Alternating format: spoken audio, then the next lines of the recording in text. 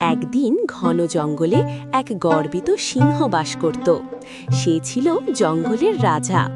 প্রতিদিন সকালবেলা সিংহ গর্জন করে বলতো, আমি এই জঙ্গলের রাজা, সবাই আমার আদেশ মানবে। জঙ্গলের সব প্রাণী ভয়ে তার কথা মেনে চলত। একদিন সিংহ দেখল কিছু পাখি গাছের ডালে বসে আনন্দে গান গাইছে। সিংহ রেগে গেল। সে গর্জে বলল, তোমরা এত আনন্দ করছো কেন? আমি এখানে বিশ্রাম নিচ্ছি। পাখিরা ভয় পেয়ে চুপ করে গেল।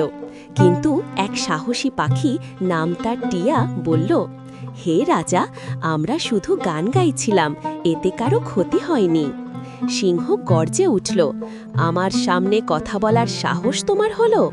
টিয়া শান্তভাবে বলল, রাজা, শক্তি দিয়ে সবাইকে ভয় দেখানো যায়, কিন্তু ভালোবাসা দিয়ে সবাইকে বন্ধু করা যায়। সিংহ কিছুক্ষণ চুপ করে রইল। তার মনে পড়ল সে সত্যিই একা, সবাই তার ভয়ে দূরে থাকে। পরের দিন সিংহ সব পাখিদের ডেকে বলল, আজ থেকে তোমরা মুক্তভাবে গান গাইবে, আমি তোমাদের রক্ষা করব। তারপর থেকে জঙ্গলে প্রতিদিন আনন্দের গান ভেসে উঠতে লাগল। সিংহ আর রাগী নয়, বরং সে হয়ে উঠল সবার প্রিয় রাজা। বন্ধুরা, কষ্ট করে ভিডিও বানিয়েছি, লাইক ও সাবস্ক্রাইব করবেন।